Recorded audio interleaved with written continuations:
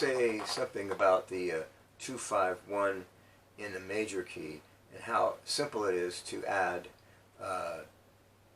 one arpeggio to play over the entire 3 chords. If I were to play the D minor 7 followed to the G7 or maybe a G13 to the C major 6 or C major 6-9, up here maybe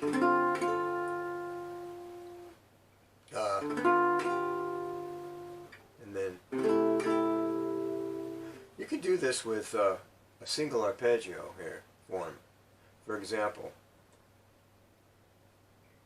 the 2 chord, as I've mentioned elsewhere, a 2 and a 4 chord equal the same notes except for obviously the root. So if I were playing arpeggios over this chord, somebody would say, "Oh, play a D minor arpeggio." Well, I don't need to. I can play an F major 7 arpeggio, make it sound more jazz, a little bit more sweet. So if I had the D minor 7, I wanted to play. Now that is simply an F major 7 arpeggio.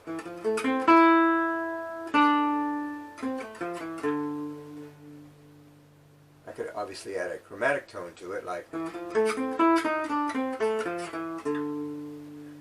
which makes it sound a little bit more hip.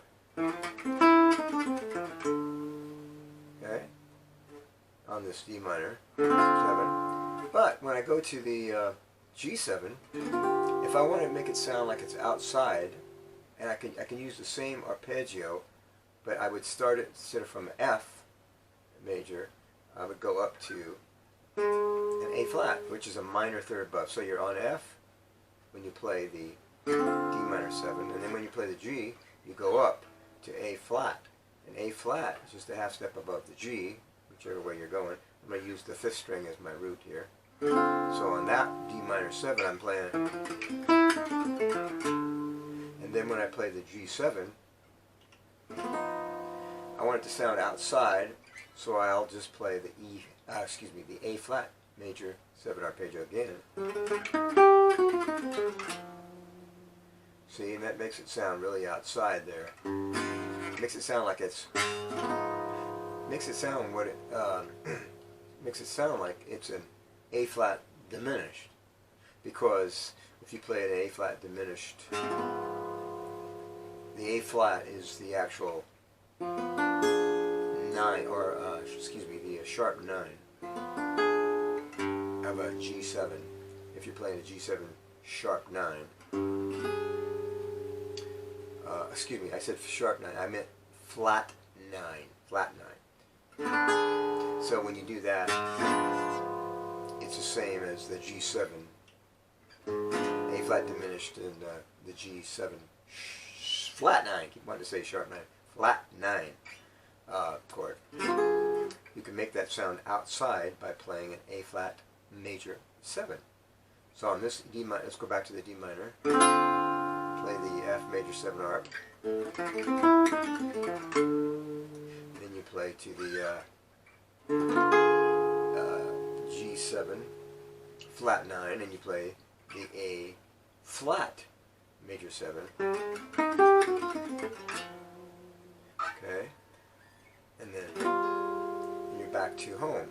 Now the home bass can either be C major or it could be C minor, but in this case, since it was a regular D minor we had, and then we played an altered sound, it would probably go to a major, although that's not necessarily always the case, because in chord progressions, jazz chord progressions, use a lot of substitutions, so we don't have to necessarily say that. But let's just make it simple. So we have D minor 7, and we have the A, and we have to the resolution to the C. Let's make it C major. Now if I'm going to resolve, think about the note I'm on. So in my arpeggios here, I started with this F major 7 arpeggio, ended on the D note, which is the chord that I was supposed to be playing off of. Then I go up to the A flat,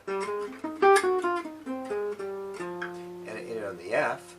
Okay, so the F compared to the G7 is the flat 7. And then I want to resolve to a C major chord. The closest note, obviously, is E. So in that case, the E note would be my resolving note. And if I wanted to continue the arpeggio concept, I could obviously just play C major arpeggio, you know. But since I'm on E, I can also play an E minor 7 arpeggio. So after this, so